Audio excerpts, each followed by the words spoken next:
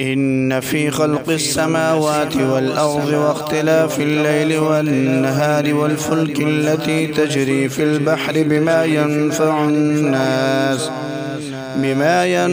الناس وما أنزل الله من السماء من ماء فأحيا به الأرض بعد موتها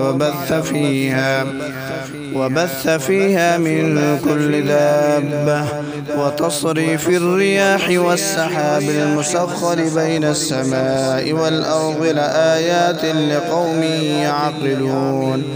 ومن الناس من يتخذ من دون الله أندادا يحبونهم كحب الله والذين آمنوا أشد حبا لله ولو يرى الذين ظلموا إذ يرون العذاب أن القوة لله جميعا وأن الله شديد العذاب.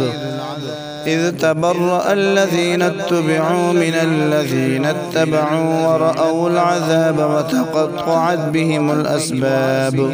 وقال الذين اتبعوا لو أن لنا كرة فنتبرأ منهم كما تبرأوا منا كذلك يريهم الله أعمالهم حسرات عليهم وما هم بخارجين من النار.